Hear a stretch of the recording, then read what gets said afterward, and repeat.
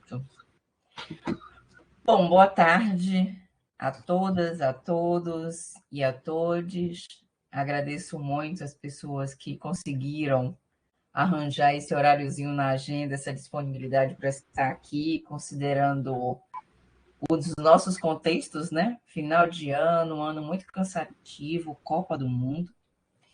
Nós estamos aqui para fazer uma roda de conversa com os dois professores, a professora e a professora convidada, a professora Edgilson Tavares e a professora Sandra Chaves. E eu vou deixar que eles mesmos se apresentem, né, no processo em relação a isso. Ambos são professores da UFBA e são professores, pesquisadores, extensionistas que trabalham tanto no campo das públicas, né, da gestão pública, e no campo da segurança alimentar e nutricional. Os dois professores também estão com boas interlocuções, ou participando, ou acompanhando, a partir dos lugares onde estão inseridos nesse processo do governo de transição. E hoje a gente vai ter essa conversa sobre diálogos e convergências, sobre os desafios do SUAS e do CISAM, avaliações e perspectivas. Essa é uma iniciativa que é uma combinação tanto do programa de pós-graduação em alimentos, nutrição e saúde, o projeto Tecendo Cuidados, do qual eu estou como coordenadora, o Núcleo de Estudos e Pesquisas em Alimentação e Cultura, o NEPAC, do qual eu também integro, e o Núcleo de Nutrição e Políticas Públicas. E em que pese o reacender do debate em relação às políticas públicas, que nos anima, quem está no campo democrático, né, reviver, em que pese todas as disputas políticas, enfrentamentos e esses movimentos e desejos, em que pese o lugar que os professores convidados estão situados nesse processo de transição, a nossa perspectiva aqui é bem mais modesta, né? Eu só queria informar que foi a partir de uma conversa pessoal com o professor Edgilson Dido, conversando sobre os SUAS e os documentos que estão surgindo, colocando as marcações e vendo como quem está na saúde, quem está no campo da segurança alimentar e nutricional, possivelmente não conhece adequadamente o SUAS. E vice-versa também pode acontecer. E nós estamos falando de fenômenos que eles se imbricam, né? Não há como discutirmos a questão do enfrentamento às vulnerabilidades sociais e à insegurança alimentar e nutricional se não for de maneira conjunta. Então, evidentemente que aqui não está voltado para projeções em relação ao governo de transição, necessariamente, não é isso que nos mobiliza, mas o que está nos mobilizando é justamente os profissionais que trabalham nesses campos, de como está acompanhando, né? Porque o nosso entendimento que é no território que as articulações desses programas eles precisam se configurar de uma maneira mais precisa. Então, essa roda de conversa é para nós, né, tentarmos conversar, articular e pensar, e quem sabe, daqui, dentro do nosso espaço, a Universidade Federal da Bahia, pensar em projeções futuras de projetos, em interseções de pesquisa para enfrentar problemáticas e temáticas que são tão caras ao nosso país hoje, né? Então, sem mais delongas, eu gostaria de passar inicialmente a palavra para a professora Sandra Chaves. Inicialmente, o professor Edgilson Tavares também vai fazer as suas considerações, apresentar um pouco dessa história, né, tanto dos SUAS como do CISAM. E aí abrimos o debate, a conversa, sintam-se profundamente convidados para interrogar, perguntar e colocar as perspectivas que vocês acharem pertinentes. Muito obrigada, professores e professoras. Por favor, professora Sandra. Então, boa tarde a todas, todos. Eu agradeço, eu digo que o professor é a única raça que agradece quando tem mais trabalho, porque acha bom. Então, obrigada pela oportunidade. Eu acho que promover o diálogo é sempre muito bom. Você conhecer pessoas, interagir, para parar, para refletir sobre coisas que a gente vai fazendo, vendo acontecer, às vezes não para. Aí você para sistematizar. Então, para nós, nesse momento de tanta efervescência no debate sobre a soberania, a segurança alimentar e nutricional, é uma oportunidade ímpar pensar sobre essa articulação CISAM, SUAS e o conjunto de políticas públicas, né? Então, para fazer esse debate, eu propus fazer um pouquinho, talvez nem todos conheçam um pouco a história da segurança alimentar, dessa conformação desse campo, trazer um pouquinho de como chegamos a um sistema nacional de segurança alimentar, como chegamos ao fundo do poço do sistema, né, a partir desse governo vigente e, enfim, de mandato, e quais são os desafios para essa reconstrução, porque a reconstrução não só do CISAM, mas de todo o aparato social, né, de proteção e de política social nesse país. Então, eu vou projetar algumas telas, viu? Você pode me autorizar aí? Por favor, Lígia. Ok.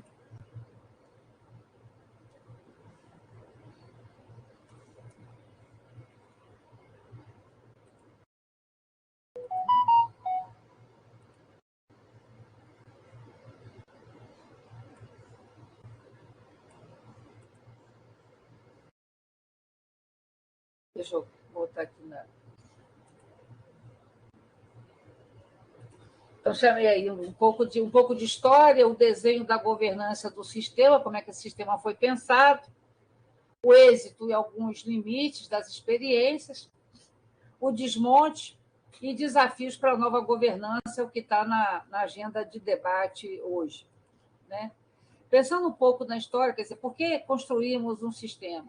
Vamos remontar, né? Às vezes eu brinco com meus alunos, não precisa ir lá na década de 40, mas eu fui, para lembrar que Josué de Castro denunciou a fome no Brasil, criou o conceito de fome endêmica, fome epidêmica, fome oculta, escreveu Geografia da Fome, Geopolítica da Fome, best-sellers internacionais, mas não falou do conceito de segurança alimentar que estava emergindo na mesma década, na Europa, né, entre governantes, em função do caos alimentar gerado pela Primeira Guerra Mundial. Mas ele não usava o conceito. O conceito, mas emergiu nos anos 40 para situações de conflito, foi sendo aperfeiçoado ao se perceber que não era só em situação de conflito que se vivia insegurança alimentar, que a insegurança não era só a questão de abastecimento alimentar, era também a qualidade do alimento, era a inocuidade do alimento, né? E isso estava presente em situações de paz e de guerra. Aprendemos mais recentemente que, quando falamos em segurança alimentar, a gente não fala só mais de privação e fome, a gente fala de obesidade, de sobrepeso, de doenças crônicas e tantas outras questões. Mas no Brasil, esse debate, esse conceito só vai entrar na agenda pública a partir de 1987, na primeira Conferência Nacional de Alimentação, que foi o primeiro momento na esteira da Conferência Nacional de Saúde. Houve também a Conferência Nacional de Assistência Social, né, que aí propôs a criação de um Sistema Nacional de Segurança Alimentar. Essa proposta não foi avante. Na esteira da questão da saúde, se propunha que a segurança alimentar era direito de todos, dever do Estado, mas nós não tínhamos acumulado a energia e a força do SUS, da reforma sanitária, do movimento sanitário, e não conseguimos inserir esse capítulo na Constituição. Mas alguns direitos à alimentação entraram na Constituição, né? Esse tema vai ser retomado nos anos 90, com a ação da cidadania contra a fome e a miséria pela vida, após o impeachment de Collor, né, liderado pelo Herbert de Souza, né?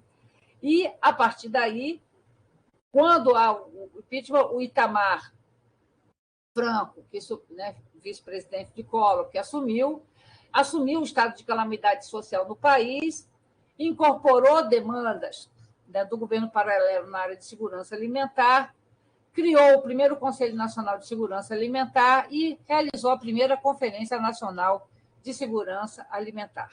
Lembrando que a ação da cidadania foi mobilizada também por um relatório gerado de dentro do governo pelo IPEA, o Mapa da Fome, que foi coordenado por Ana Peliano, uma economista que nos deixou esse ano.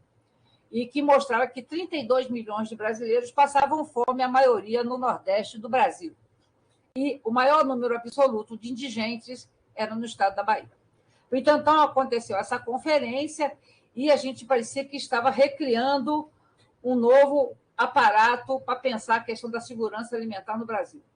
Aí veio, em 1995, Fernando Henrique Cardoso. Primeiro dia de governo, ele cancela, extingue o Conselho Nacional de Segurança Alimentar, cria o Conselho do Comunidade Solidária, que foi meu objeto de tese, doutorado, aí na Escola de Administração. Eu analisei o programa Comunidade Solidária. Ele extingue o Conselho, cria o Conselho do Comunidade Solidária e diz que é a mesma coisa, herdeiro dos princípios da ação da cidadania. Só que não era. E eu quero sempre marcar isso, porque Fernando Henrique extingue o Conselho no primeiro dia de governo. Jair Bolsonaro extingue o Conselho renovado no primeiro dia de governo. Então, a segurança alimentar incomoda. Né? Então, ele cria o Conselho da Comunidade Solidária, que tinha também 10 ministros e 21 representantes da sociedade civil, só que, no caso do Conselho, é representante da sociedade civil indicado pelos órgãos setores da sociedade civil. Trabalhadores sem terra, trabalhadores sem terro, pastorais e tal. E, no caso de Fernando Henrique, foram 10 ministérios e 21 representantes da sociedade escolhidos por ele, personalidades escolhidas por ele. Então, foi bem diferente. E não avançou e houve um retrocesso no debate sobre segurança alimentar e nutricional.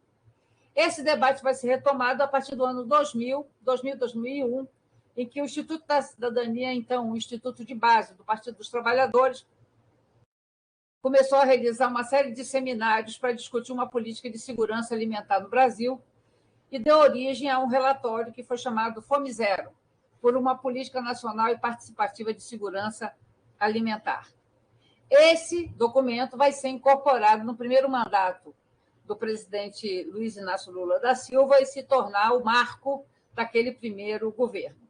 E, a partir daí, veio toda essa governança de conselhos nacionais, estadual e municipal de segurança alimentar, a luta para criar o sistema de segurança alimentar, que aconteceu em 2006 e tal.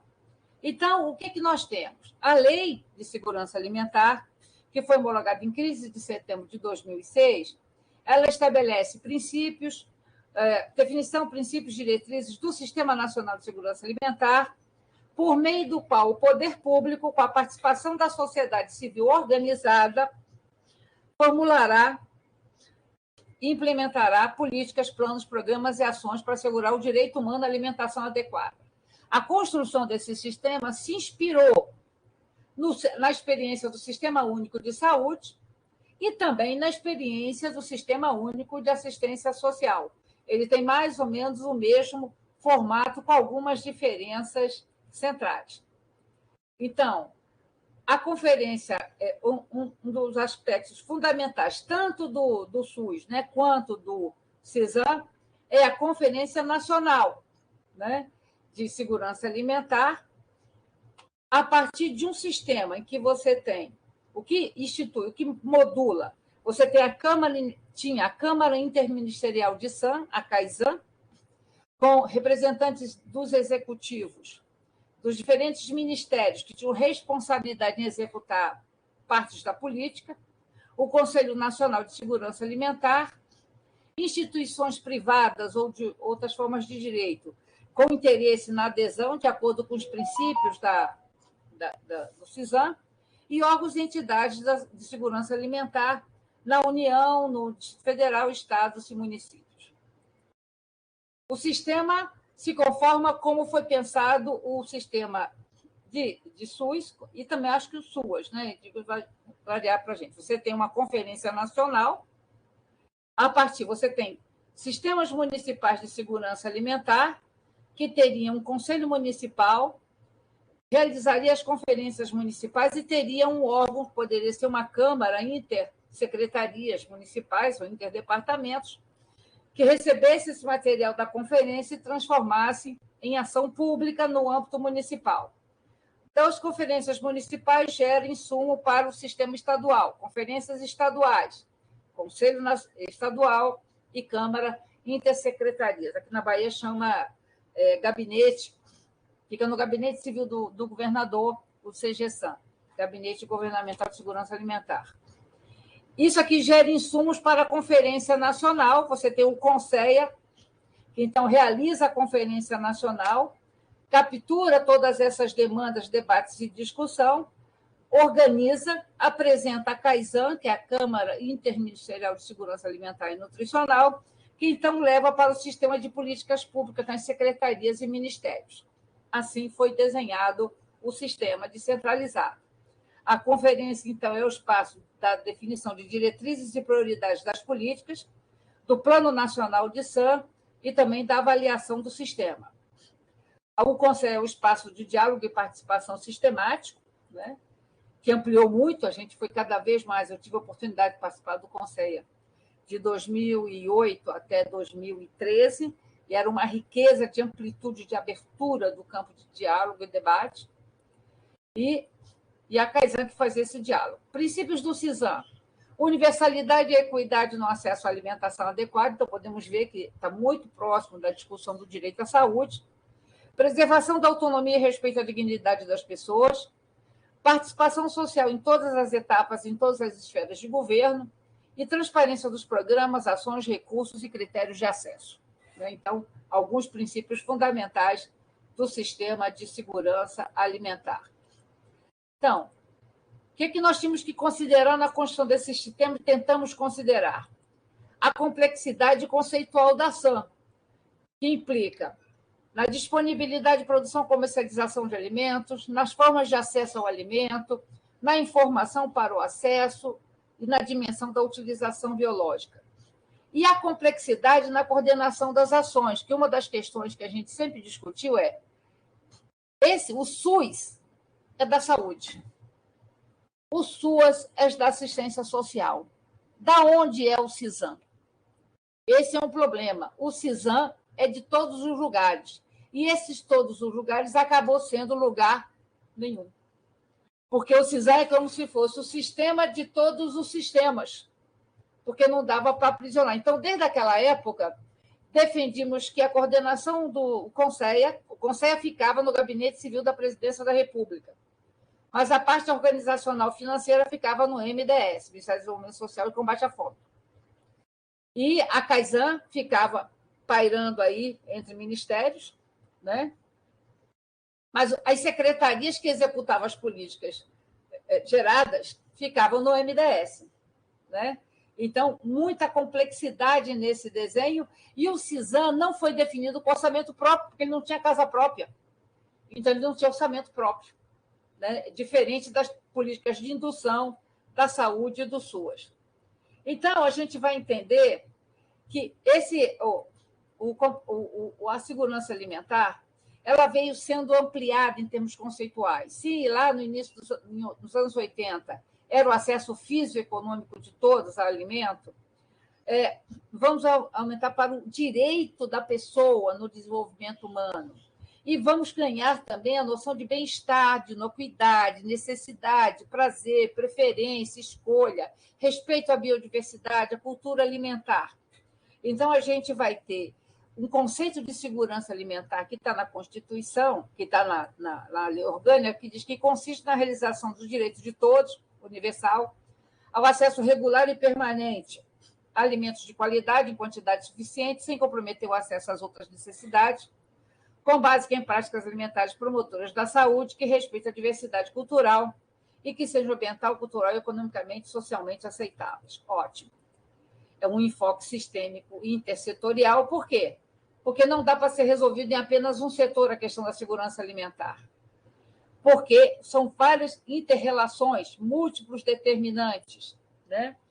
O desafio é coordenar esse componente através do Conselho e da CAISAN e a interrelação e complementariedade entre esferas de governo e na horizontalidade também entre políticas e programas.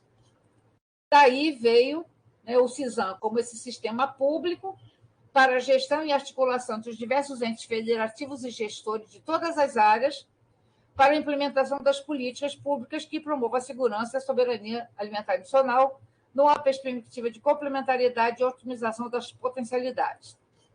Aí, bom, nós tínhamos uma agenda. Inclusão, direito humano e alimentação no artigo 6º da Constituição. Conseguimos em 2010. Efetivo funcionamento da CAISAN, com realocação da Presidência da República. Nós conseguimos, foi alcançado. Elaboração da política e do plano de SAM. Conseguimos, foi alcançado. Participação popular, conferências municipais, regionais, estaduais, nacionais, com incidência na política pública. Temos aqui uma especialista, a Flávia Ramos, que estudou isso, que mostra a tese dela de doutorado, e Dejanira, que é minha aluna de mestrado, também mostrou no caso da Bahia. Nós realizamos 5 conferências nacionais, com todo um trajeto que vem desde os municípios de conferências municipais, com uma boa incidência em políticas públicas. Foi feito. Mas, em 1º de janeiro, já estou concluindo, houve, logo no 1º de janeiro, a eliminação de dispositivos da lei orgânica que levou à extinção do Conselho Nacional de Segurança Alimentar. Houve mobilização, a militância alimentar através do banquetaço, né, em todo o país. Conseguimos amparo de um deputado no parlamento que defendeu a reedição, né, a reabertura do item lá da Lausanne que permitia o funcionamento do Conselho, e o presidente vetou. Né, então, ficou vetado e tal. Não houve a convocação da 6ª conferência, houve o desmonte do Ministério do Desenvolvimento Social e Combate à Fome, parte das ações foram no Ministério da Agricultura e outros foram para o Ministério da Cidadania, acho que aconteceu isso também na área social. Gestores sociais orgânicos ao projeto foram realocados, de alguma forma, alguns focos de resistência foram preservados nas pessoas, nos atores. Né?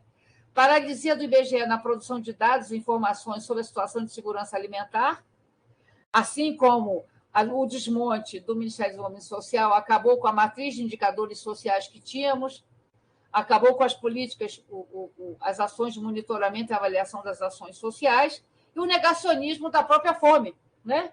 Porque a Rede Pensão fez o inquérito de insegurança alimentar porque o IBGE não faz mais, ninguém fazia mais, né? E o governo disse que não, nunca existiu fome no país.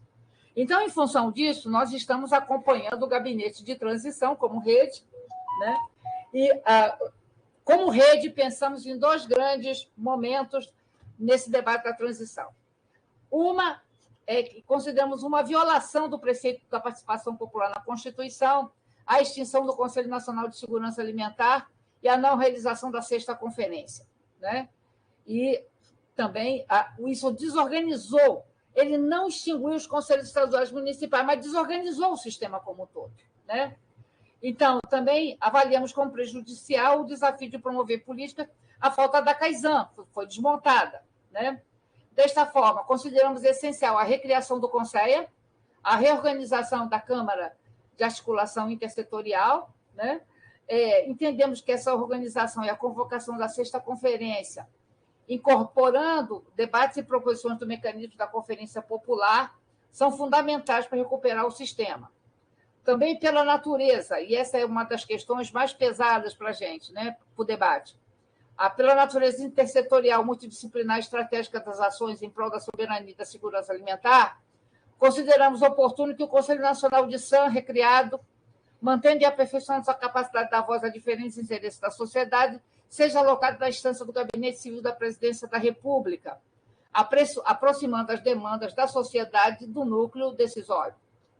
Também, esse é um ângulo que a gente trabalha: a governança, recriação de todo o sistema, remontagem do CISAM com convocação da 6ª conferência e um lugar junto ao Gabinete Civil da Presidência.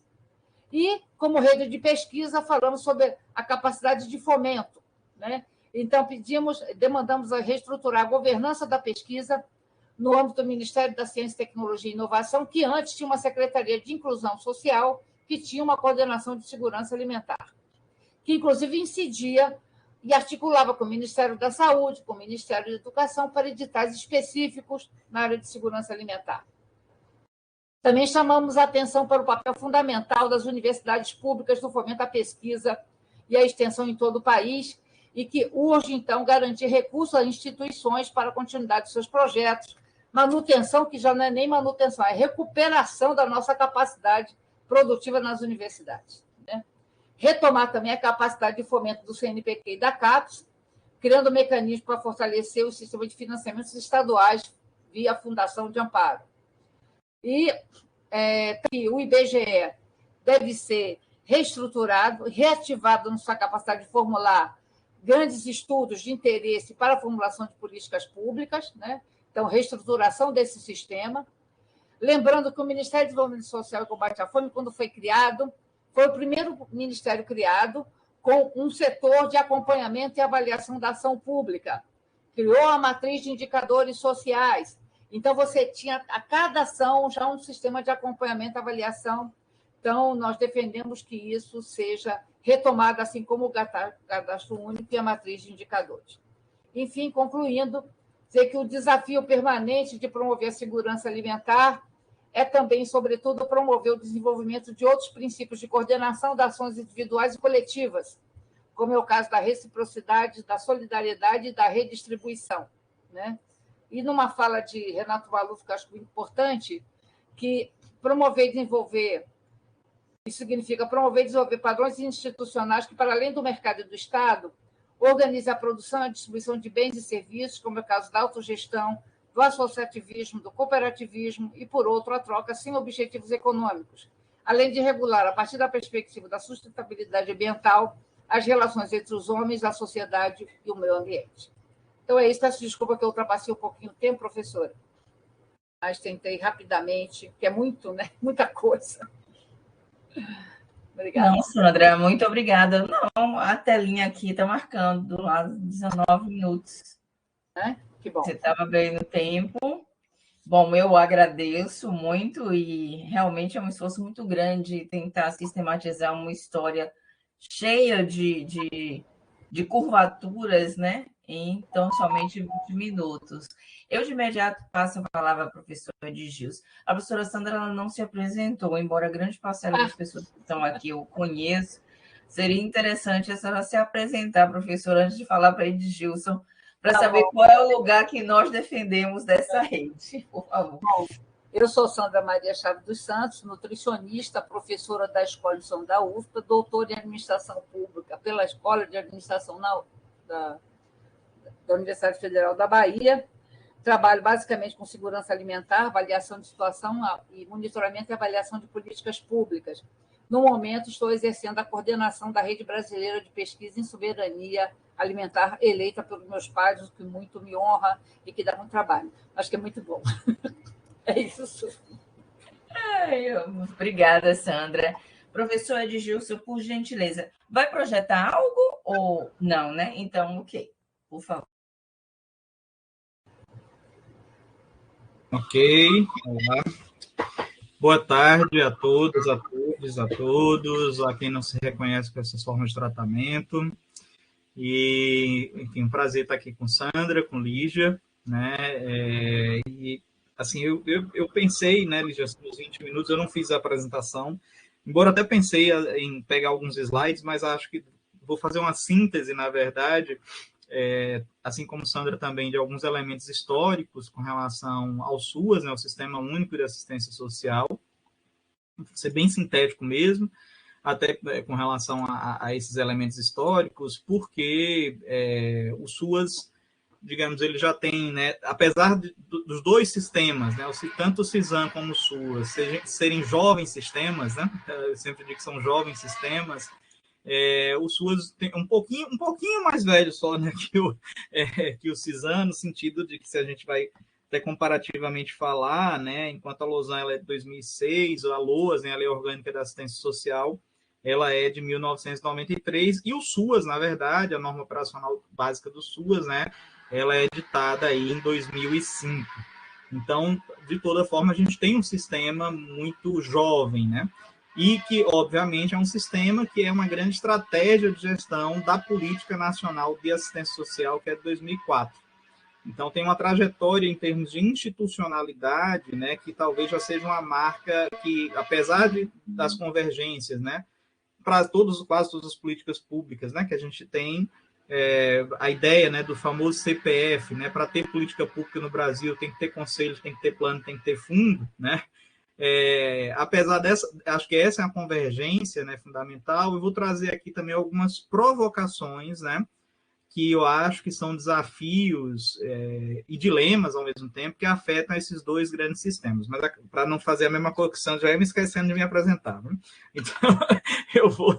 Né, eu sou professor da UFBA também, atualmente na Escola de Administração, mas fui professor da UFRB, né, em Cachoeira, do curso de Gestão Pública durante 7 anos. Estou há um pouco mais de 3 anos na UFBA, né? Aguardando o curso de Administração Pública também, na NPGA, né, aí mais voltado para a Administração Pública. E também estou aí na militância, né, no ativismo pela assistência social há alguns anos, né, especificamente atuando muito com os serviços voltados para pessoas com deficiência, né, tem uma trajetória histórica de militância nessa área, mais de 25 anos nessa área, e também uma trajetória aí com a temática das pessoas em situação de rua, né, que também, enfim, então são inclusive dois públicos, né, que perpassam bastante, ou não, né, ainda não suficientemente, a questão da segurança alimentar, né, e aí eu acho que uma das primeiras provocações que eu quero trazer aqui é muito isso, né, qual o locus das nossas políticas públicas, né, qual é o locus no caso da política de segurança alimentar, segurança e soberania, né, alimentar e nutricional, e da política de assistência social. Acho que essa é uma questão importante para a gente colocar. Mas antes de entrar nisso, eu queria trazer aqui assim, o que é que eu compreendo como política pública, né? Como eu tenho estudado o que é política pública para mim, porque eu acho que essa é uma questão importante.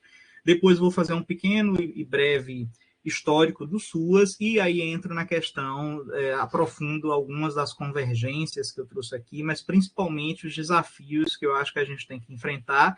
E já vou me colocando aqui, dizendo assim, muitas coisas são dúvidas mesmo que eu tenho, mas já vou dizendo, afirmando desde já, da necessidade de que essas duas políticas caminhem juntas, né? Embora as arenas políticas muitas vezes não sejam favoráveis para que elas caminhem juntas, eu acho que tem tudo a ver, porque tem uma relação muito importante, seja com relação ao próprio locus de atuação, né?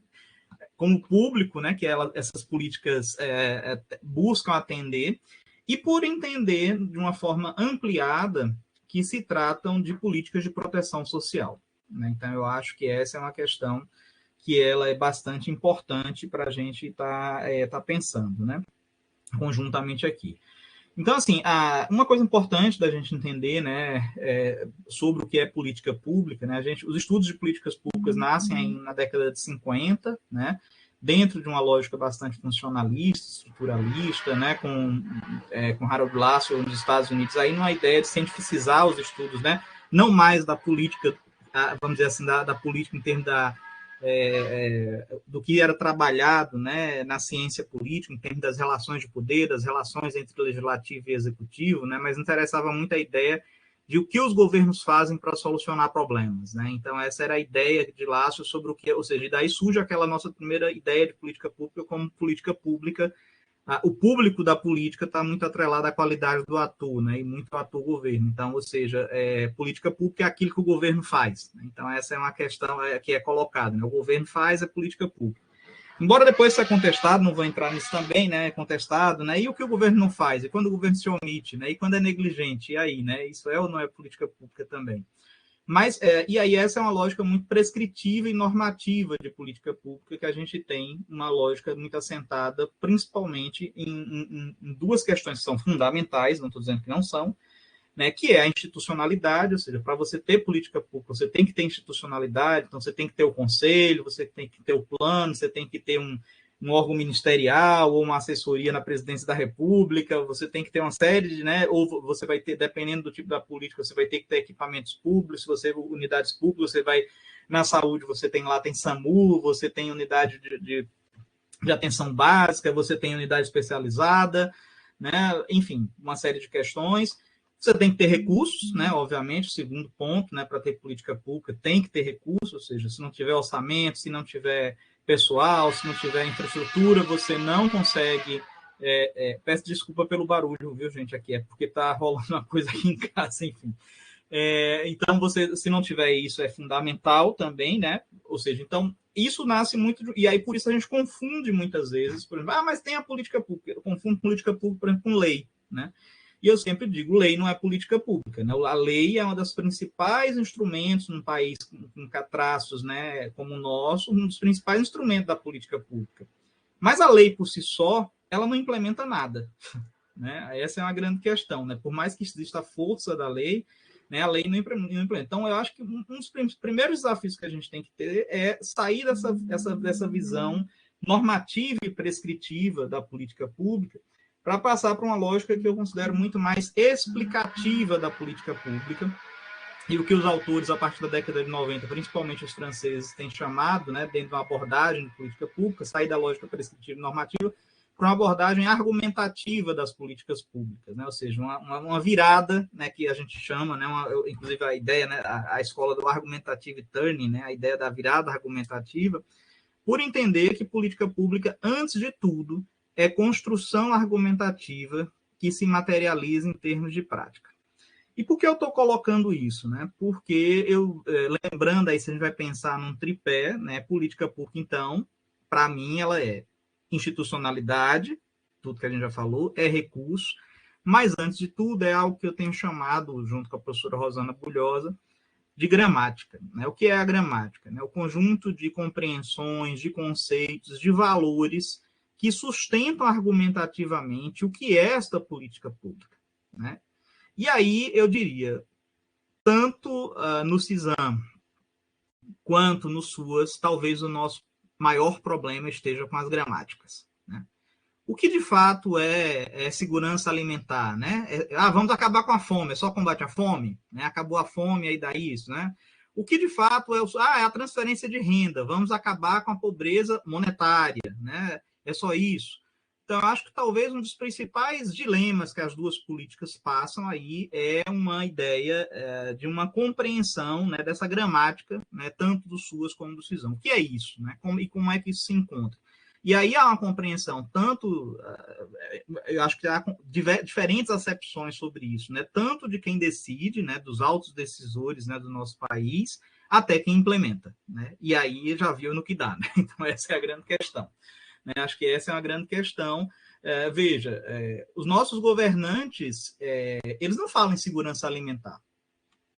Os nossos governantes, eles falam em acabar com a fome. Os nossos governantes, eles não falam em proteção social não contributiva, eles não falam no SUAS, eles não falam em assistência social, eles falam em acabar com a pobreza. Então, eu acho que essa é uma grande questão. E aí, o que é que eu quero colocar? Né? Eu acho que o grande desafio desse país, não tenho dúvidas que a fome e a pobreza são grandes problemas públicos, mas não necessariamente acabando a fome e a pobreza, nós resolvemos, para mim, o que é o principal problema desse país, que são as desigualdades sociais e raciais. E aí, se a gente não pensa segurança alimentar e assistência social enquanto políticas que, principalmente, elas têm a ideia de combater desigualdades, eu acho que isso é bem complicado. Né? Então, assim, a gente tem que realmente pensar muito nesse sentido. Então, eu estou trazendo essas questões porque eu acho importante a gente colocar de onde é que eu parto para falar de política pública. Né? Mas falando um pouco da história, né, já que o nosso país tem essa lógica institucionalista, né, a política da assistência social, né, ela é uma política já, vamos dizer assim, bastante sólida, né, embora argumentativamente nem tanto, né, mas em termos de institucionalidade, de orçamento, embora também detonaram com tudo que a gente tinha, né, nos últimos anos. A gente não precisa nem entrar nesse detalhe aqui, né, mas a política de assistência social ela tem um status muito importante, né, porque ela passou a fazer parte do tripé da Seguridade Social na nossa Constituição de 88. Então, quando a gente cria o conceito de Seguridade Social, né, ou seja, aquilo que o Estado tem que ofertar ao cidadão, né, ou seja, os direitos básicos de cidadania, direitos sociais básicos, entra nesse tripé 3 políticas públicas. Né? De Seguridade Social entra a saúde, na qual a gente tem um sistema misto, né, em que a gente tem um SUS, por um lado, que ele é universal, mas você tem os seguros privados, etc., etc., a Previdência, né, que ela é uma política contributiva, que nasce aí desde Getúlio Vargas, né, com os direitos trabalhistas, aquela ideia, né, da contribuição tripartite. Então, cidadão é aquela pessoa que trabalha, dá a sua contribuição, e no momento que ela não tem capacidade, né, vamos dizer, pelo trabalho, o Estado é que assume essa responsabilidade. E você tem a assistência social nesse tripé, né, que é colocada pela Constituição como direito social, que vai trazer para a gente, né, uma ideia da proteção social não contributiva, ou seja, todo e qualquer cidadão e cidadã que necessitar, né, da assistência social tem que ser garantida isso, independente dessa pessoa trabalhar, não trabalhar, contribuir, não contribuir. Só que, historicamente, a gente tem um problema muito sério com a assistência social, né, porque a assistência social, durante muito tempo, né, basta lembrar aí da Legião Brasileira da Assistência, comandada pelas primeiras damas, né, a gente tinha uma lógica não do assistência social como direito, mas uma lógica da ajuda, da troca, né, do primeiro damismo, que imperou durante muito tempo. Então, com a Constituição de 88, isso foi um grande avanço, né, para nós, que é considerar a assistência social como direito, e aí ressalto sempre, né, às vezes as pessoas falam assistência, o direito é assistência social, né, com letras maiúsculas, eu sempre falo, né, é um direito, né. E isso gera também, por conta desse histórico, gera às vezes um certo receio até de usar o termo, até pelos governantes que não falam tanto em assistência social, né, talvez por atrelar a isso. E aí preferem, às vezes, até usar, por exemplo, algumas metonímias como desenvolvimento social. Desenvolvimento social não é assistência social. Assistência social é direito constitucional, que deve ser garantido pelo Estado, né? Da mesma forma, né, paralelamente às histórias, a assistência, então, a gente vai se estruturando aí, né, com leis orgânicas, em 93, a LOAS, a Lei Orgânica da Assistência, que regulamenta, né, a primeira oferta material desta política, que é o BPC, o Benefício de Proteção de Prestação Continuada, que é ofertado a pessoas com deficiência em qualquer idade, e idosos acima de 65 anos, que está com salário menos de um quarto do salário mínimo, né, de renda, que está posto aí na Constituição, enquanto um salário mínimo, que foi terrivelmente atacado durante o atual governo Bolsonaro, né, que queria diminuir esse valor de um salário mínimo, etc, nem vou entrar nesse detalhe aqui. E aí a gente tem, né, em 2003, né, exatamente, a quarta Conferência Nacional, né, de Assistência Social, que vai aí propor, junto ao Conselho Nacional da Assistência Social, a Política Nacional da Assistência Social, né, que é editada em 2004, e em 2005 a gente chega ao SUAS, né, o Sistema Único de Assistência Social, com a norma operacional básica do SUAS. O SUAS, na verdade, né, é importante a gente colocar isso, que o SUAS, ele é... além de uma atualização, né, da LOAS, né, eu sempre gosto de colocar que o SUAS ele é uma estratégia de gestão, né, um modelo de gestão, né, que eu gosto muito de dizer que é um modelo de deliberação pública, na verdade. Né? Por que um modelo de deliberação pública? Porque ele tem como matéria-prima, né, a proteção social, né, e para poder contar com isso, né, é uma exterioridade que pode ser, ou seja, um acesso, um apoio, uma acolhida, né, possibilidades que são necessariamente relacionais. Então, eu sempre digo que a assistência social não pode ser restrita a uma lógica de transferência de renda. A assistência social ela é relacional. Né? E proteção social... a própria LOAS, enfim, a Política Nacional de Assistência Social coloca que a segurança de renda é apenas uma das seguranças que tem que ser afiançadas pela política da assistência social. Coloca-se lá outras seguranças, como a segurança de acolhimento, a segurança de convívio, né, a segurança de pecúnia, enfim, entre outras seguranças que são colocadas lá. Então, a assistência social ela trabalha com isso. Como é que se materializa isso? Isso se materializa, né, diferente de... Nós somos uma política diferente das outras, quando você pega o SUS, que tem lá, né, a oferta de serviços, na assistência social você conjuga aí a oferta de benefícios, né, como o BPC, por exemplo, né, e outros, né, benefícios eventuais que a gente tem, então auxílio funeral, auxílio maternidade, essas outras coisas que são benefícios, auxílios calamidade, por exemplo, né. Você tem os serviços socioassistenciais, que devem ser ofertados principalmente por meio de unidades públicas, como os Centros de Referência à Assistência Social, os CRAs, e os Centros de Referência Especializado em Assistência Social, os CREAS. Vou explicar um pouquinho desses dois termos também, porque a gente escuta muito falar, mas não sabe às vezes muito bem o que é feito nesses lugares. Né? De acordo com o último censo SUAS, né, para se ter ideia, a gente já tem atualmente 8.545 CRAs nos 5.570 municípios do Brasil, ou seja, o último censo, 99,9% dos municípios tem lá o CRAS, né, que é a unidade pública, que é, vamos dizer assim, o braço do Estado colocado lá naquele município. Né? 2.780 CREAs, pouco ainda, né, para o que a gente precisa, para as demandas que a gente precisa.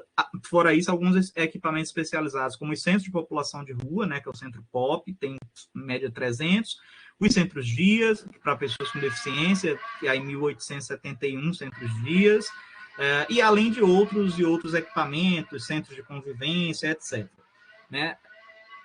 Os serviços são ofertados diretamente, né, por essas unidades, principalmente CRAs e CREAS, né, e a gente tem níveis de proteção social que são estabelecidos e desenhados na nossa política. Né. Primeiro, porque é uma política que ela tem uma clareza muito grande de qual é o problema público que a gente quer enfrentar. E esse problema público não é simplesmente a pobreza. É o combate aos riscos e vulnerabilidades sociais, ou seja, os riscos enquanto a ideia das incertezas que as pessoas possam ter, né, para enfrentar problemas na sua vida, né, você não ter com quem contar, não saber nada, né, e a vulnerabilidade enquanto a capacidade, né, ou incapacidade para o enfrentamento desse risco. Né? Então, isso é algo que é muito importante da gente estar colocando e que tem dimensões que não são apenas materiais, mas tem dimensões que são também simbólicas, etc., etc. E aí, a partir dessa lógica de risco e vulnerabilidade, a gente estrutura esses serviços em dois níveis de proteção. A proteção social básica, cujo principal unidade é o CRAS, né?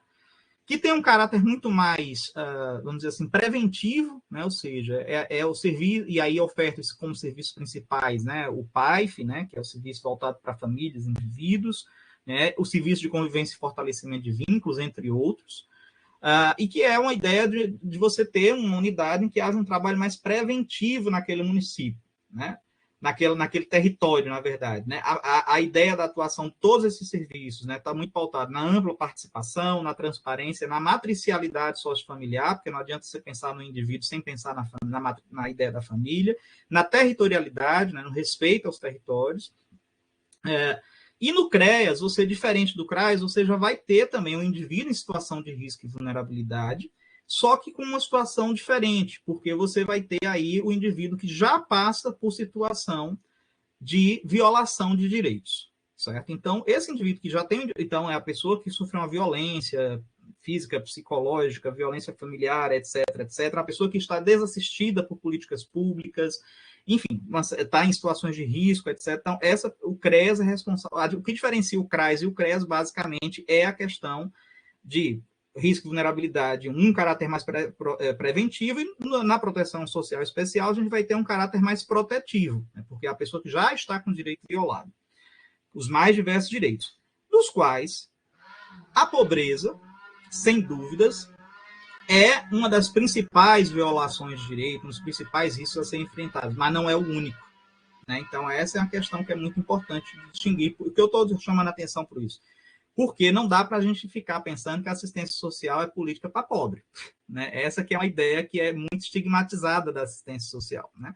Então, a gente faz algo que é muito maior. Né? A pobreza também, talvez, é um dos principais problemas, mas não é só isso. Então, acho que essa é uma questão importante para a gente colocar. E aí, dentro disso, né, e meu tempo já ultrapassei aqui, viu, Lígia? Eu me empolgo falando, mas enfim, eu vou tentar terminar agora, chegando aos finalmente, né, com relação a onde a gente se encontra nesse momento e que desafios a gente tem, né? E aí, esses desafios desses diálogos, né? E aí, voltando um pouco àquela fala inicial sobre gramáticas, né, institucionalidade e recursos. Então, assim, da mesma forma que segurança alimentar e nutricional não é só combate à fome, assistência social não só é política para pobre. Né? Então, acho que essa é a questão. E não se resolve a pobreza apenas distribuindo renda. E não se resolve a segurança alimentar apenas distribuindo cesta básica. E aí eu acho que essa que é uma grande questão que a gente tem que pensar, né? E aí eu entendo a complexidade da segurança alimentar e nutricional em termos da transversalidade, e aí fica nessa coisa, é uma assessoria, é um conselho que está na presidência, mas onde é que está? Está no ministério, não está no ministério? E aí eu acho que a gente caminha agora, né, para uma busca de uma identidade ministerial, inclusive, né, explicitando no nome a luta da assistência em si, da criação do Ministério da Assistência Social. Eu tenho defendido baianamente falando MASSA, né, que é o Ministério da Assistência Social e Segurança Alimentar, né, porque eu acho que isso tem que estar junto mesmo, né. Não sei como é que a gente não, né, como a gente vai prosseguir aí, mas é muito importante, porque quando a gente coloca assim, desenvolvimento social, é tudo. E combate à fome é algo, talvez, que é muito restrito à ideia do que a gente pensa em termos de segurança alimentar. Né? Então, acho que essa é uma questão que ela é muito importante.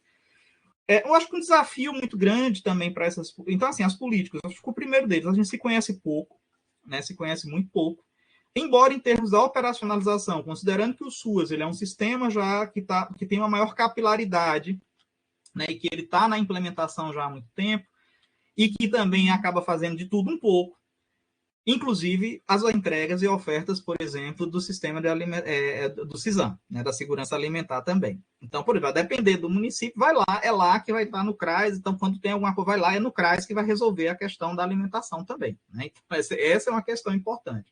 Só que, por exemplo, eu não sei nem em que nível o implementador dessa política que está lá na ponta do CRAS tem uma noção de fato do que é que a gente está falando sobre segurança alimentar e nutricional.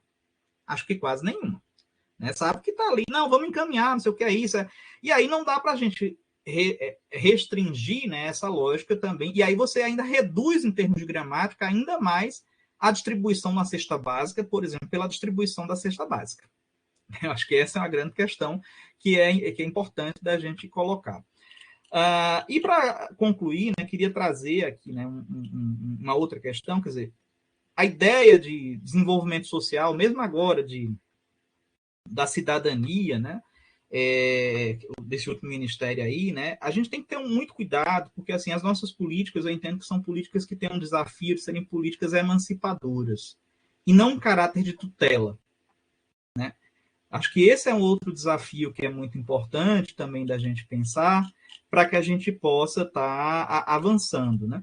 E aí, como questões, deixa aqui para a gente pensar, de fato, né, assim, a assistência social vem tendo um locus de produção, né, difícil de operacionalizar entre benefícios, serviços, programas, né, enfim, tudo isso junto, misturado, que deveria ser pelo menos, mas não é.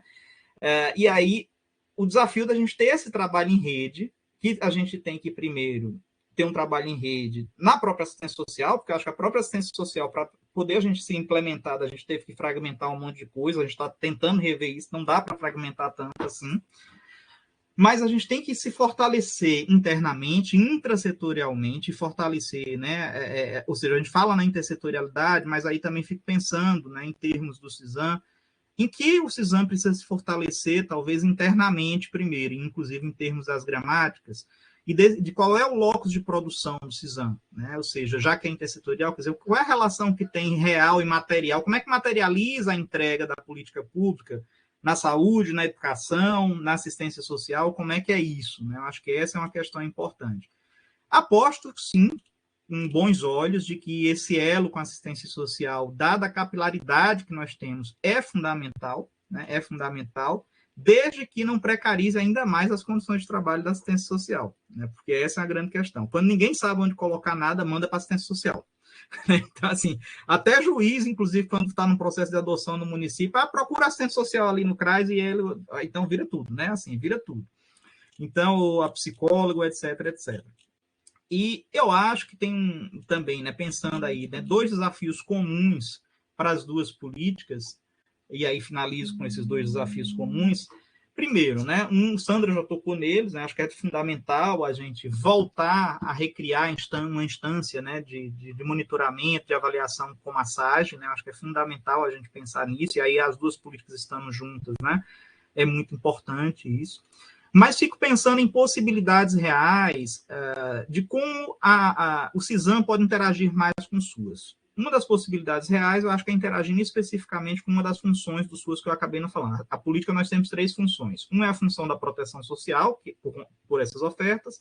Outra é a função da vigilância socioassistencial, que, ou seja, é o trabalho da gente estar fazendo o diagnóstico contínuo, né, desses territórios em situação de vulnerabilidade, quais são as situações de vulnerabilidade, etc. E aí eu me pergunto, por que a questão da insegurança alimentar também ela não está ali casadinha com a vigilância socioassistencial? Né? Eu fico me perguntando muito isso, né? Porque os indivíduos são os mesmos, se a gente for ver, praticamente. E a terceira função, que é a da defesa e garantia de direitos, essa que a gente tem que avançar um pouco mais. Então, talvez a criação de um ente como a SAGE possa, talvez, dialogar ainda melhor com isso. Agora, tem uma outra questão que é fundamental da gente enfrentar aí para o novo governo como agenda, e aí já terminando, que eu passei já 6 minutos, é a questão do CAD único, né? Assim, a gente supervalorizou o CAD único nos últimos anos, um instrumento importantíssimo, mas que falo sem nenhum problema aqui, né? Com todos os riscos de receber porrada, mas falo sem nenhum problema.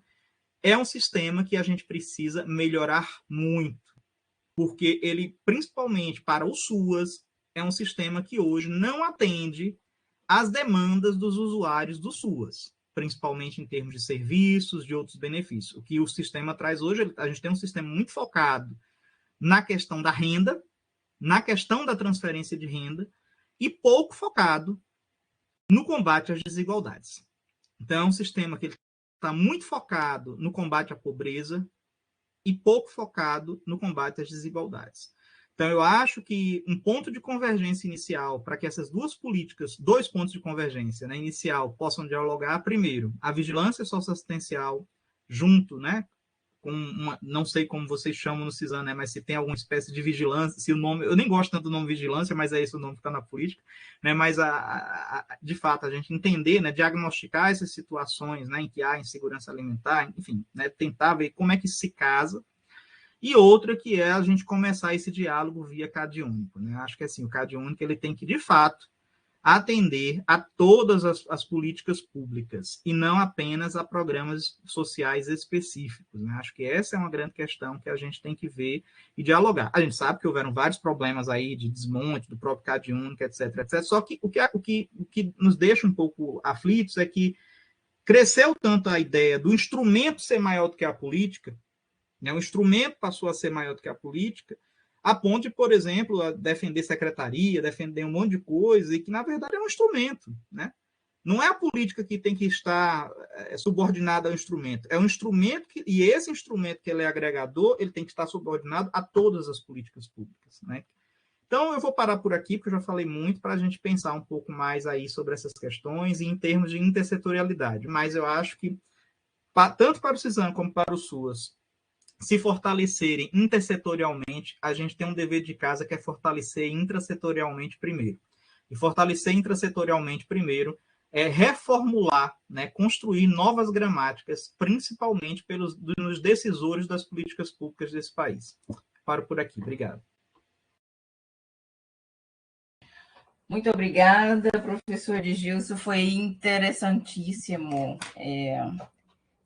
a sua fala iniciada, né, depois que Sandra traz todo um histórico de como se organizou o CISAM, e você inicia justamente pelo conceito de políticas públicas, que traz uma provocação que é muito mais de fundo, dentro de um contexto no qual, como você marcou, a arena política nos coloca em lugar de disputas, que nem sempre as decisões que estão sendo colocadas nas disputas de poderes correspondem realmente às demandas das quais, pelo menos determinados grupos, entendem que elas são prioritárias, né? E eu acho que foi muito interessante nessa sua discussão sobre a lei e a política pública, né? O instrumento maior do que a política pública. Talvez tenhamos isso historicamente equivocadamente colocado, e eu acho que chamar a atenção para isso é muito importante para esse novo contexto. Eu acho que muitas coisas que aconteceram que a gente não consegue explicar da falência desse projeto pode se dar nessa questão que você trouxe, que é bem interessante, das gramáticas que estão aí postas, né?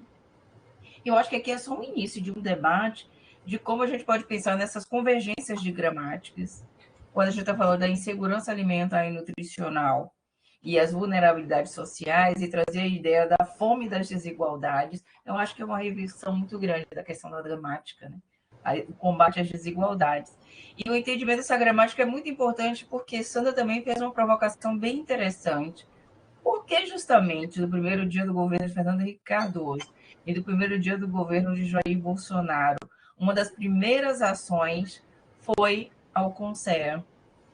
Para nós, se percebemos assim, de um lugar um tanto quanto ingênuo, a gente vai olhar meio como um traço de maldade, né? Mas seria isso o traço de maldade ou que essas políticas podem colocar em risco determinados projetos de sociedade, né? Projetos de Estado. Eu acho que temos que pensar um pouco em relação a isso, até porque a nossa tendência em relação à discussão da fome, e me parece da mesma maneira da assistência social, é uma tendência que ainda é muito forte pela perspectiva caritativa, né? De colocar os pobres coitados em relação a isso, né? E a fala de Sandra e Edgilson traz profundas convergências quando nós estamos falando de políticas emancipatórias, uma política de construção de direitos, que eu acho que é outra palavra que precisa estar nesse jogo de construção e reconstrução de gramáticas, o que efetivamente estamos chamando de direitos, até o que construímos enquanto direitos há 4 anos atrás, e as elaborações que tivemos muito recentemente, né? O professor Edilson falou, desigualdades sociais e raciais. Onde é que essa dimensão racial atravessa em relação a isso? Sandra me marcou, não é fome e obesidade, as condições crônicas não transmissíveis, que está desse lugar que a segurança alimentar e nutricional é uma política de combate à fome. Ela é muito mais do que isso. E não é de combate à pobreza, é muito mais do que isso. Bom, eu fiz esses comentários mais iniciais, mas eu gostaria de que as pessoas que estão aqui presentes pudessem trazer suas questões, dúvidas, posicionamentos, e que pudessem ajudar essa conversa entre as duas pessoas convidadas aqui sobre o tema.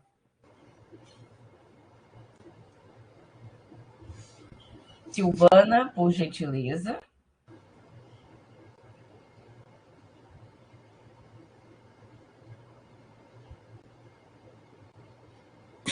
Oi, gente. Abri a câmera. Quem desejar, por gentileza, vai se inscrevendo, né? Que a gente não tem muito tempo aí para continuidade. E, por favor, Silvana, sinta-se à vontade. Boa tarde, parabéns pela proposta, pela discussão. Eu estou participando de uma outra reunião, mas eu tinha que participar dessa porque esse tema é justamente interessante por conta dessa discussão entre esses dois sistemas, né? Que está totalmente interligado, né? Eu fui orientando a professora Sandra, né? E aí fiz a defesa do mestrado justamente, né, com o tema da insegurança alimentar.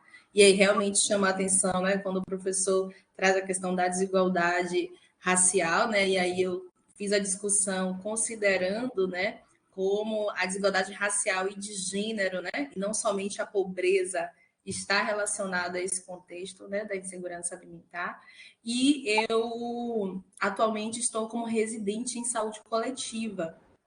E nesse momento, né, que eu começo a agregar mais na minha, né, na minha cabeça como o SUS, o SUAS, né, e o CISAM, eles poderiam trabalhar juntos, né, de forma intersetorial para a gente realmente enfrentar os problemas que a gente tem, né, dentro da nossa sociedade, as desigualdades como um todo e que afeta a saúde também, né? E aí eu queria assim trazer para a gente, se vocês pudessem, né, trazer assim, como é que a gente consegue fazer, né, essa intersetorialidade talvez, né, dar certo em algum nível, né? Porque é justamente o que vocês trouxeram, né? É muito reducionista, né? Reduz muito qual a função do CISAM, reduz muito qual é a função do SUAS e do SUS também, né? As pessoas reduzem, né? Tem essa perspectiva, né? da redução. Então, foi mais para provocar, assim, para saber mais elementos, né, para vocês trazerem, para a gente pensar como esses sistemas poderiam se integrar de forma, né, que a gente visse realmente, caminhasse, né, para esse lugar do enfrentamento às desigualdades, da emancipação, né, também, e de políticas públicas que convergissem mais, né, umas com as outras. Assim. Parabéns. Obrigada, Silvana. Vamos ver aí 3 inscrições, depois a gente volta para otimizar o tempo, né? A gente tem inscrita a professora Edileuza. Por favor, Edileuza.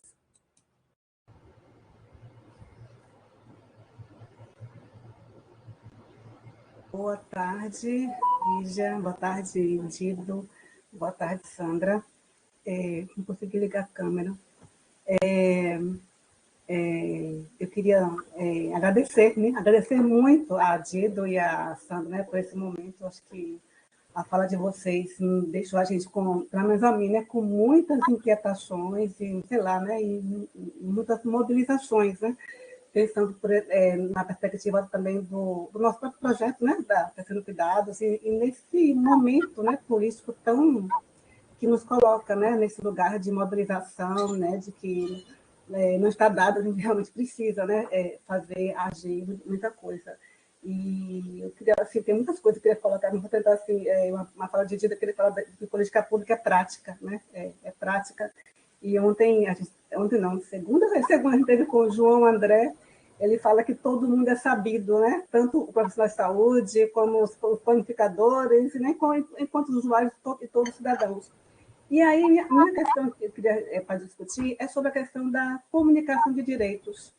Aí a fala de Silvana também é interessante, porque assim, se nós, enquanto intelectuais, profissionais, a gente ainda não consegue ainda se apropriar, né, por exemplo, né, sua decisão, né, de maneira articulada, de trazê-los em nossas práticas, em nossas comunicações.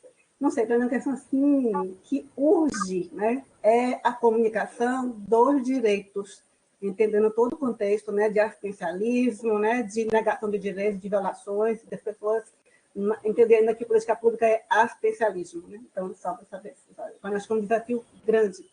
E aí eu penso no projeto, né, Lígia, assim, é a extensão, né? A formação de profissionais, né, assim, é a extensão. Então, acho que entra nessa questão de pensar, né, em comunicação de direitos. Outra coisa que eu também queria colocar sim, né, que o cerne está no combate às desigualdades sociais.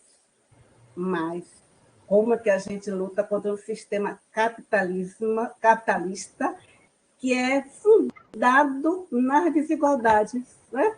Do racismo, do machismo, né? De tudo, né? Então, assim, às vezes me dá um sentimento de impotência, né? Porque estamos num sistema que está em crise, que está rachando, mas assim, continua aí, né? Continua ditando, né? As práticas de consumo, as práticas, né, de profissionais, né?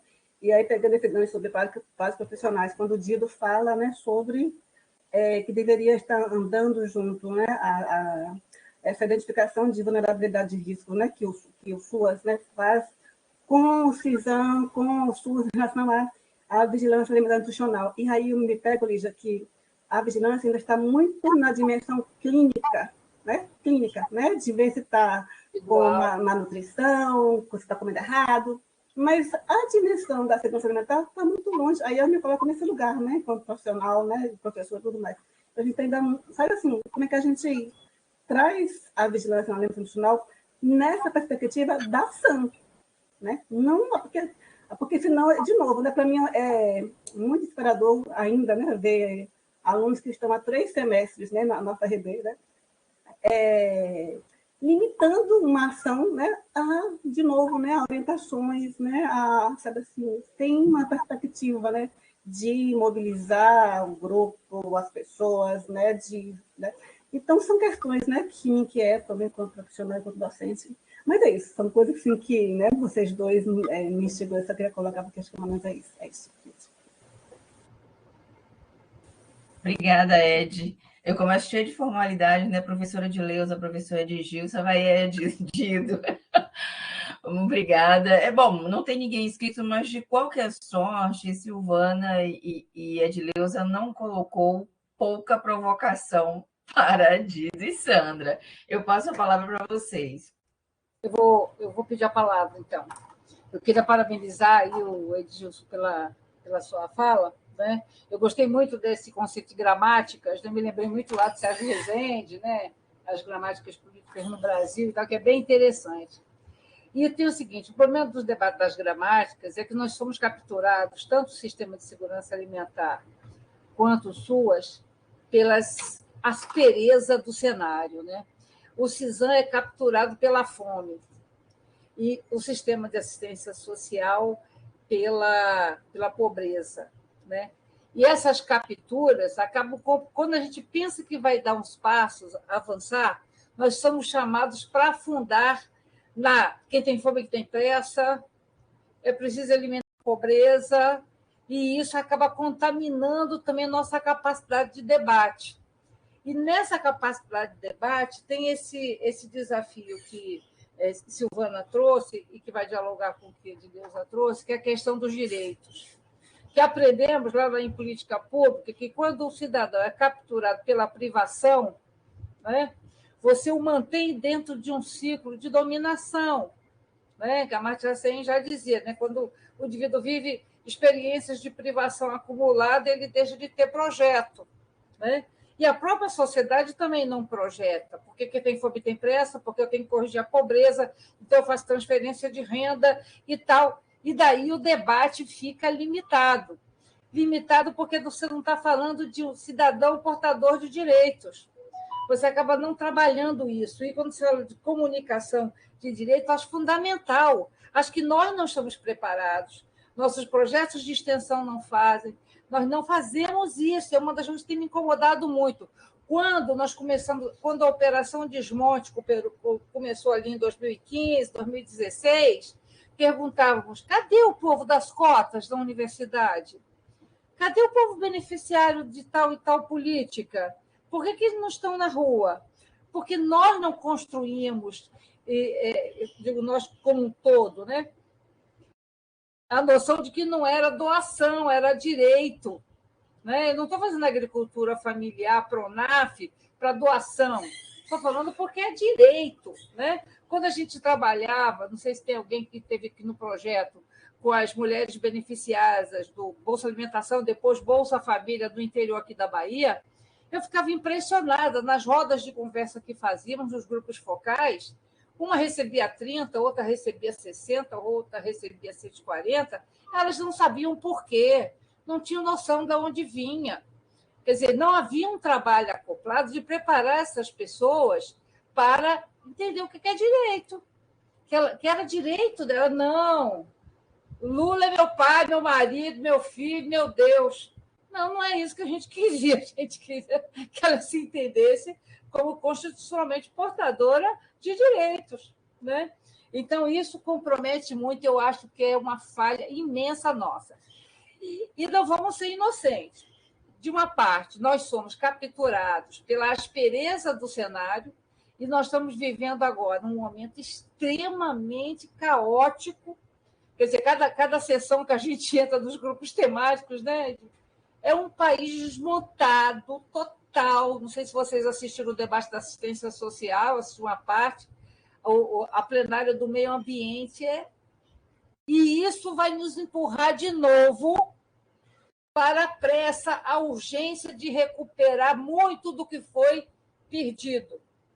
Como a gente faz isso? Porque realmente quem tem fome tem pressa, quem está sem dinheiro precisa ter, essas coisas todas são urgentes, sem perder direção, sem perder foco. Porque o que a gente quer é emancipação, com democracia, a gente quer direito, a gente quer reduzir desigualdades. Né? E é claro que há aí uma forte... Por que os sistemas não dialogam? Está faltando a categoria poder nessa história. Né? É poder técnico, é poder administrativo, né? De tomar decisões. Né? Esse poder de ser amigo do rei, né? Tá próximo e tal. Você vê, eu estava falando que nós, do Sistema de Segurança Alimentar, desde sempre, defendemos que o CISAM deveria estar alocado no Gabinete Civil da Presidência da República. Quer dizer, a gente nunca participou de uma transição como essa e temos que festejar. né? Temos que festejar porque é um processo incrível, é uma coisa incomensurável, né? de aprendizagem sobre o Estado brasileiro, sobre o governo, sobre a avaliação de política, é fantástico. E dói, porque é muito, mas é fantástico o que a gente está passando, né? E eu estava falando de outra coisa, aí desviei, porque eu fico tão emocionada com esse negócio dessa transição, aí fica doidinho, fervendo, né? Mas a gente vai percebendo que, se não tomar, quer dizer, há também disputa de poder, claro, entendeu? A gente quer ir para o gabinete civil da presidência, estou dizendo nós e a torcida do Flamengo, do Barcelona, todo mundo quer ir para o gabinete civil da presidência. O meio ambiente quer ir para lá, todo mundo quer ir para ficar entendendo que está em todo lugar e não vai caber todo mundo.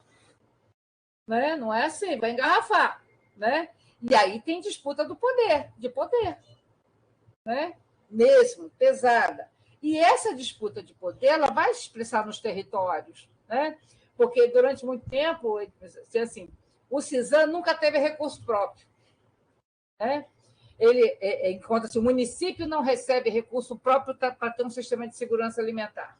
Ele poderia fazer projeto ao MDS para fazer cozinha comunitária, ou banco de alimentos, se fosse de grande porte, né? Ou restaurante popular, tal. Mas, por exemplo, o SUS tinha que fazer a condicionalidade, parte da condicionalidade das crianças do Bolsa Família, da família do Bolsa Família, era no SUS. Mas o dinheiro ia para o SUAS.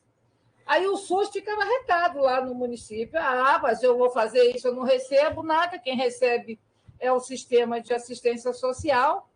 Há uma moeda aí circulante que implica em poder, né? E é complicado.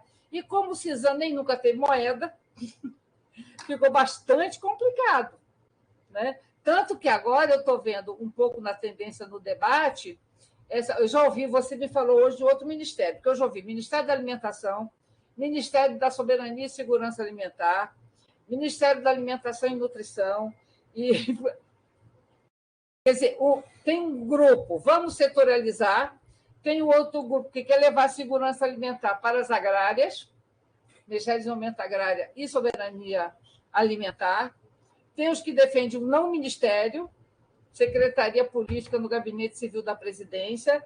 Então, é uma disputa de gramáticas, também é uma disputa de entendimento, né, do lugar que essas coisas têm.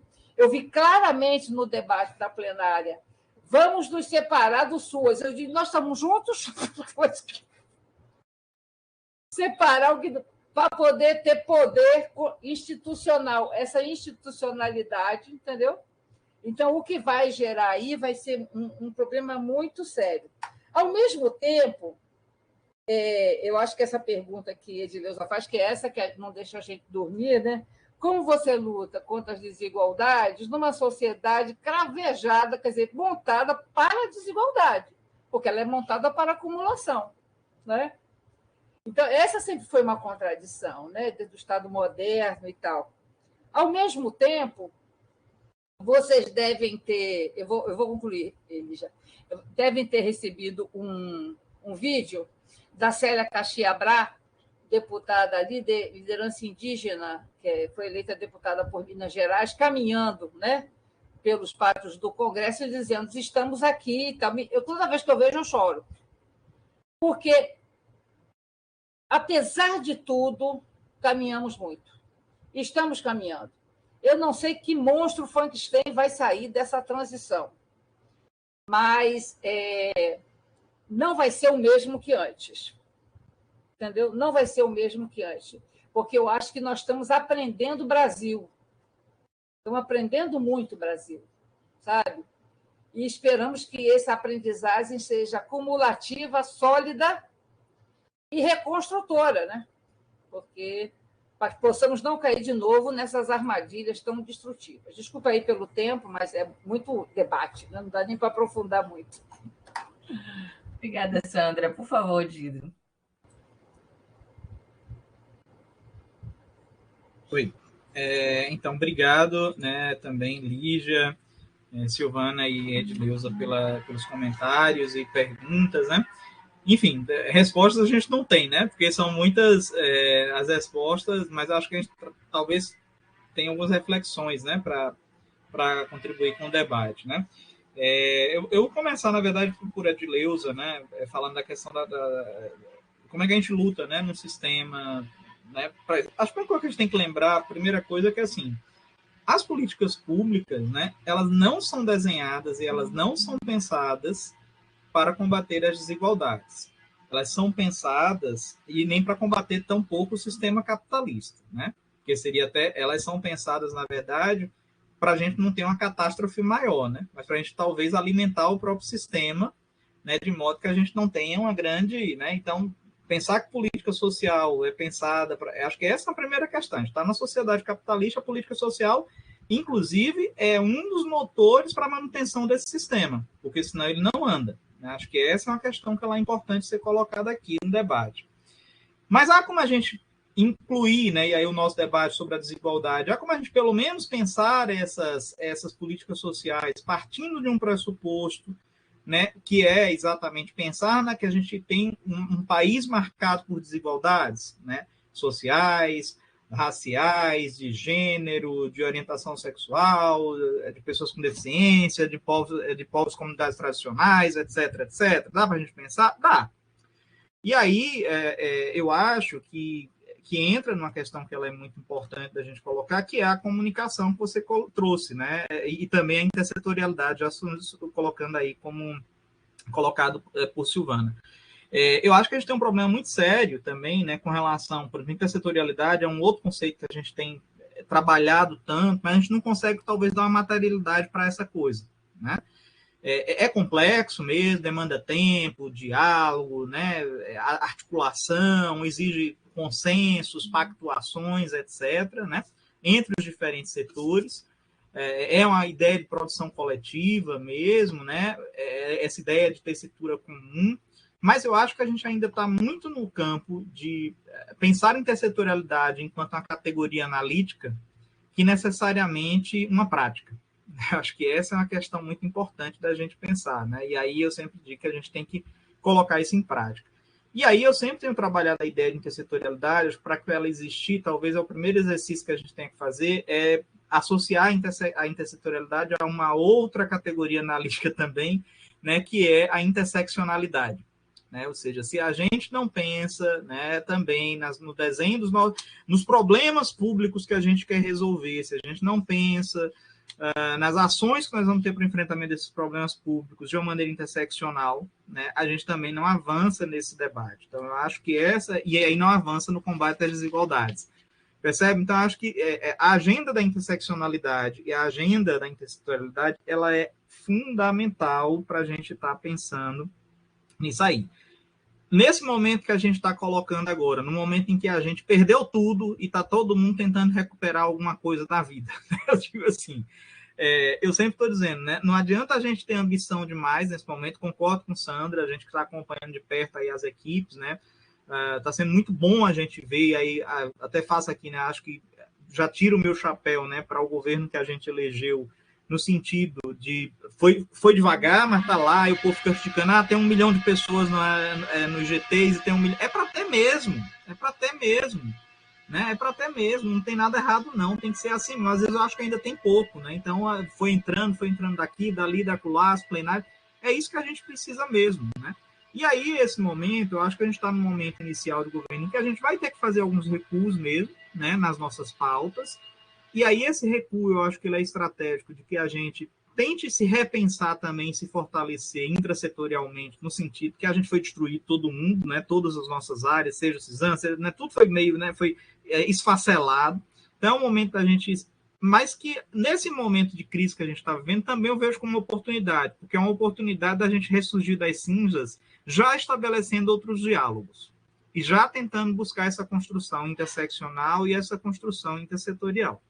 Então, acho que isso é muito importante. E aí, voltando à questão da comunicação, de fato, Edileuza, quando eu digo que a gente pensa essas coisas muito em termos de categoria analítica, né, dentro da academia e tal, a gente tem um desafio aí que é de fazer um trabalho de tradução, né? E aí a tradução não só é para o beneficiário da política, a tradução é para quem decide sobre a política. Acho que esse é o nosso duplo simples, né? Duplo simples desafio, né? é a tradução para quem decide e a tradução para quem... E aí, Sandra, eu concordo muito com o que você colocou, né? A gente estava outro dia na reunião aí falando assim, porque a argumentação ela tem que ser técnica. E eu dizia, não, a argumentação ela tem que ser política. Não adianta chegar falando lá, e não adianta, tem que chegar lá e é isso, e eu acho que a gente tem uma dificuldade enorme nas nossas... A gente fala difícil demais para quem toma decisão e fala difícil demais para quem é beneficiário dessa decisão. Né? Acho que essa é uma questão que é muito importante. Então, a gente tem que pensar, e aí entra o nosso papel na universidade. O nosso papel na universidade, eu acho que é fundamental a gente estar pensando isso.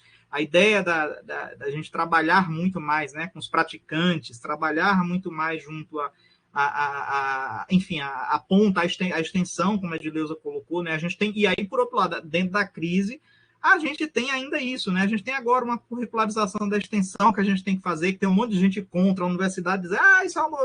não dá para fazer isso é uma... Tem que fazer, é isso mesmo, e tá aí, é o papel, é nosso papel, né? Nosso papel é esse mesmo, né? E aí, acho que para a gente concluir, né, essas questões, Lígia, e aí essa questão do direito, né? Acho que o desafio da gente, e aí eu não vou colocar só o desafio da gente nas políticas públicas, né, mas eu vou colocar o desafio da gente na universidade, de verdade, né?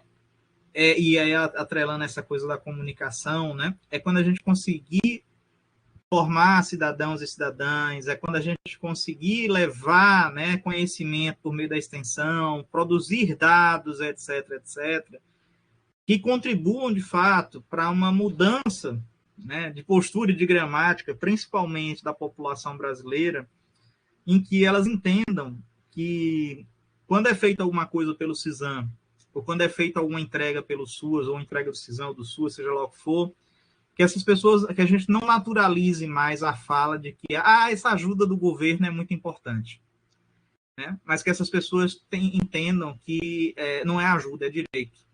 Eu sempre digo que a ajuda é antônimo ao direito, porque quem ajuda sempre quer alguma coisa em troca, nem que seja uma vaga no céu, né? Assim, nem que seja, nem que não esteja explícito o que é que ela quer em troca, nem mesmo para a própria pessoa que está ajudando, né? Mas eu acho que essa é uma grande questão que a gente tem que pensar, né? Avançar dessa transmutação da ideia de ajuda do governo, né, para a ideia de um direito garantido pelos governos, e não só pelos governos, pelo Estado. Né? E aí eu acho que a gente atinge, de fato, a dimensão pública da política pública, que é fazer com que a política pública não seja apenas compreendida, o público da política pública seja compreendido pela qualidade do ator que a executa, que é o governo, mas pela qualidade da compreensão, né, da experiência pública que a gente realiza e da garantia do direito por meio dessa experiência, que essas pessoas que participam, tanto beneficiários como implementadores, como decisores, conseguem enxergar nessa questão. Então, acho que o nosso desafio, na verdade, é construir o público. Acho que o nosso grande desafio é esse, né, construir o público. E aí, CISAM e SUAS têm o desafio de construir o público de maneira interseccional e intersetorial. Acho que essa é uma questão muito importante. Exato, eu acho que essa foi a nossa tarefa aqui hoje. Sandra quer falar, e aí a gente vai encaminhar para o encerramento, e se Dido quiser também fazer as últimas palavras, por favor, Sandra. Sandra, o seu microfone está... Eu lembro o seguinte, nós levamos, a Declaração de Direitos Humanos foi de 1946, temos aqui especialistas de direito humano aqui nessa roda aí, como assistindo. Mas nós só introduzimos o direito humano à alimentação na Constituição em 2010. 2010.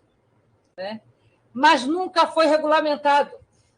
Ninguém foi para a Arena, foi uma emenda popular em 2010, para colocar na Constituição.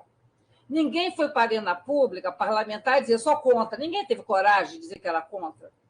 Mas não mover uma palha para regulamentar. Então, a exigibilidade do direito está prejudicada.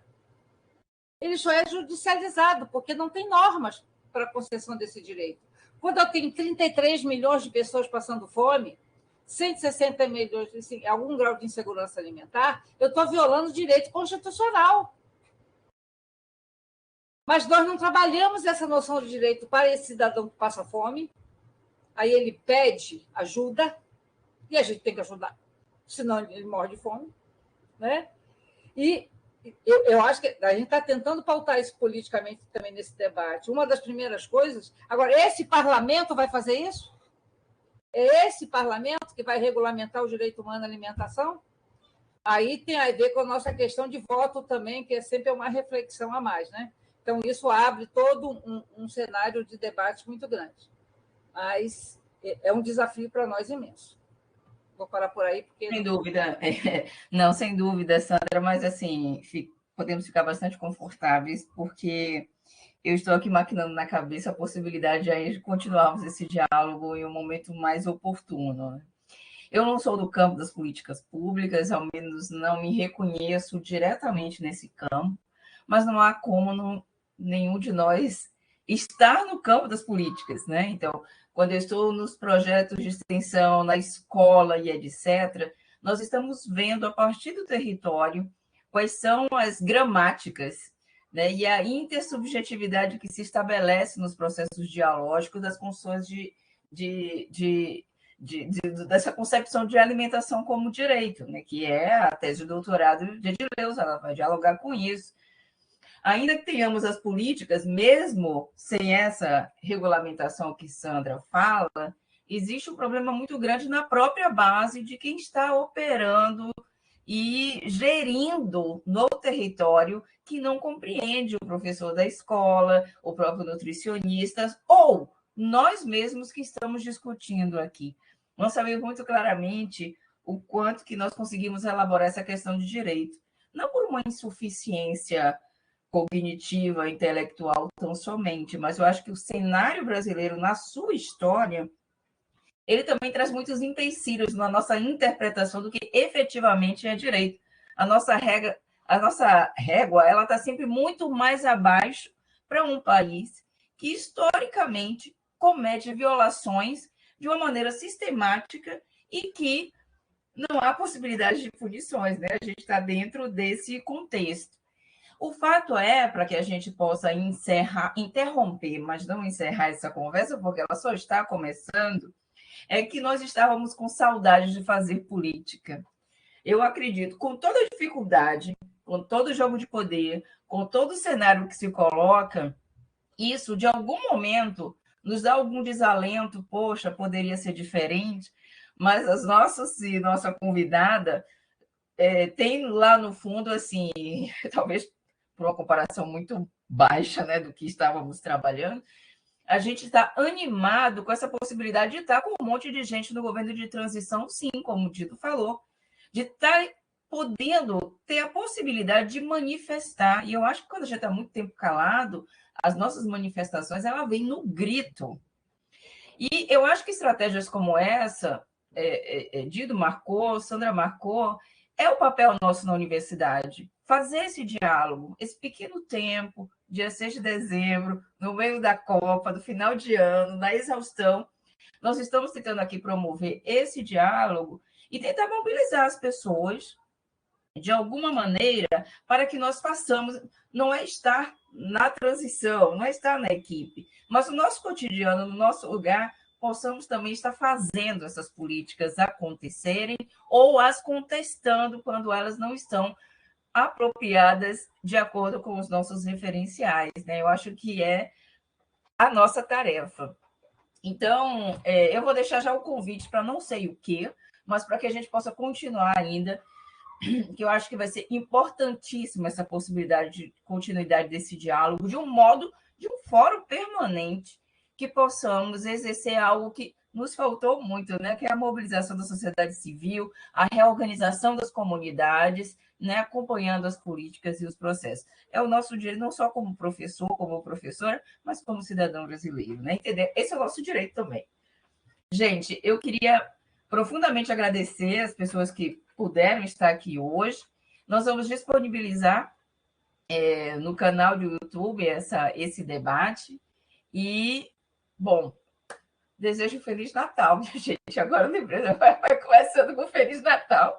Que a gente possa entrar Feliz com Copa, muita Feliz Copa antes. Feliz Copa. E, bom, então vamos juntar tudo, né? A Copa está exercendo papel também nessa articulação bem importante.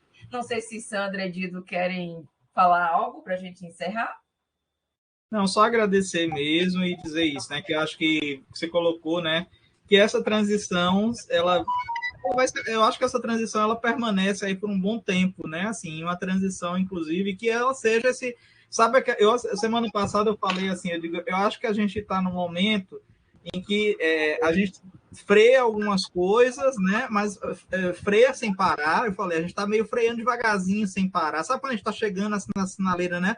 Mas não está parando e vai continuando andando, e aí eu acho que a transição ela vai ter que continuar também nessas nossas mobilizações, né? Eu acho que isso é importante, porque é o momento, talvez, da gente começar a reconstruir, já aprofundando essas gramáticas, né? Eu acho que e melhorando a nossa comunicação. Então, acho que fiquei aqui instigado a gente pensar, fazer, não sei o que, Lígia, também, né? Mais escrever, debater, né? Ter uma lógica permanente aí, eu acho que para a gente ir estudando mesmo cada vez mais um sistema ao outro, né, e vendo essas possibilidades. Seja onde o CISAM for colocado, né, em qual ministério, se vai ter um ministério disso ou daquilo, não sei ainda, a gente não sabe, né, Sandra? São 1000 propostas, viu, Sandra? São 1000, cada hora é uma proposta, né? Mas eu acho que, independente de onde estiver, fica marcada aqui, acho que pelas nossas falas hoje, uma necessidade de diálogo mais intenso mesmo entre a assistência social e a segurança alimentar e nutricional. Né? Acho que isso é importante. Quero agradecer, e é isso. Né? Boa tarde aí para todo mundo. O mais importante de onde ele vai ficar é o que a gente vai fazer com ele, né? Eu acho que exatamente. É isso aí. Viu? Gente, eu quero agradecer, Sandra. Obrigada. Foi um prazer, professor. Prazer. Tchau, todo mundo. Gente, muito obrigada. Uma boa tarde para vocês e até o próximo encontro. Tchau. Tchau.